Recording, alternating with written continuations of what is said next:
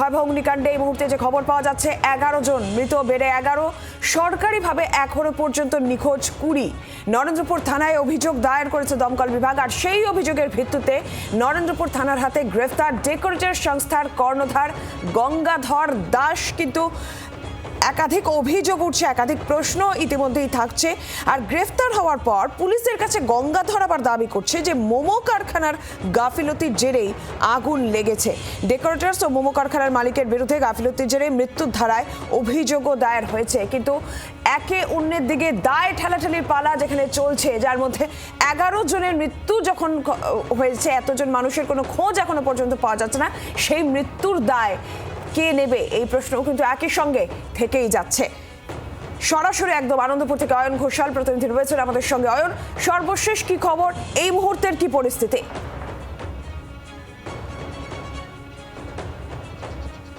সাম্প্রতিককালের মধ্যে কলকাতা বা তার আশপাশের এলাকায় যতগুলি অগ্নিকাণ্ড হয়েছে, মৃত্যুর নিরিখে আনন্দপুরের অগ্নিকাণ্ড সমস্ত রেকর্ড ছাপিয়ে গিয়েছে।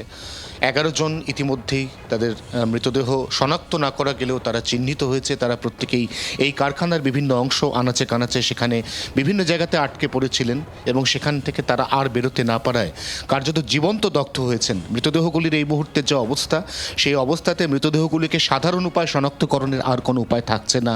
এক্ষেত্রে প্রত্যেকটি দেহ তার ডিএনএ ম্যাপিং, পরিবারের কাছ থেকে ইতিমধ্যেই স্যাম্পল কালেকশন হয়েছে এবং সেই স্যাম্পলের সঙ্গে আজই বাঙ্গুর হাসপাতালে এই মৃতদেহগুলির যে স্যাম্পল, এই স্যাম্পলগুলির কম্পাইলেশন হবে এবং ডিএনএ ম্যাপিংয়ের পরে কোনটি কার দেহ আলাদা করে চিহ্নিত করা যাবে এবং সেই অনুযায়ী ময়নাতদন্তের পরে এই দেহগুলি তুলে দেওয়া হবে পরিবার পরিজনের হাতে।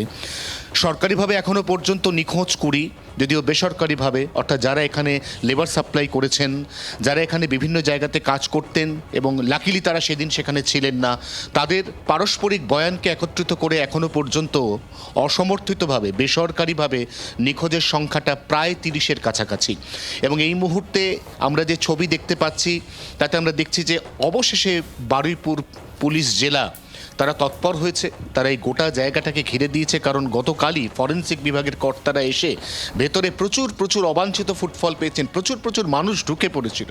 এর মধ্যে যাদের কাজ ছিল প্রকৃত ভেতরে, অর্থাৎ দমকল বা স্থানীয় বাসিন্দা যারা আগুন নেভানোর কাজে হাত দিয়েছিলেন তারা তো ছিলেনই, এছাড়াও কিন্তু প্রচুর মানুষ ভেতরে ঢুকেছিলেন। তাই আজ একেবারে বজ্র আটুনি আমরা দেখতে পাচ্ছি। বারুইপুর পুলিশ জেলার পক্ষ থেকে এখানে রিবনিং করা হয়েছে, এখানে গার্ডরেল বিছিয়ে দেওয়া হয়েছে, দুস্তরীয় গার্ডরেল দেওয়া হয়েছে। অর্থাৎ একটি গার্ডরেল একদম সামনে, তার পরের গার্ডরেল এখানে, সেখানে রিবনিং করা এবং পুলিশ কর্মীরা মোতায়েন রয়েছেন বারুইপুর পুলিশ জেলার।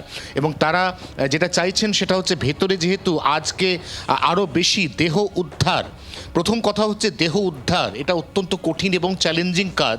কারণ আমরা গতকালই দেখিয়েছিলাম, আজও আমরা যেটুকু দেখতে পাচ্ছি তাতে টিনের শেড তালগোল পাকিয়ে বেশিরভাগ জায়গাকে ঢেকে দিয়েছে। একদম আমাদের সামনে এই যে টিনের শেড কেটে আলাদা করে রাখা হয়েছে, তার উদ্দেশ্য ভেতরে ঢুকে উদ্ধারকারী দল অর্থাৎ দমকল বা পুলিশ তারা যদি কোনো দেহ পায় তাহলে সেই দেহটিকে যাতে তারা একেবারে এই সামনের সরু প্যাসেজ দিয়ে বাইরে নিয়ে আসতে পারে, সেই জন্য আজকে গোটা এলাকাটা এইভাবে ঘিরে রেখেছে পুলিশ। এবং গঙ্গাধর দাস তাকে গ্রেফতার করা হয়েছে, কারণ সরাসরি অভিযোগ উঠছে গাফিলতির।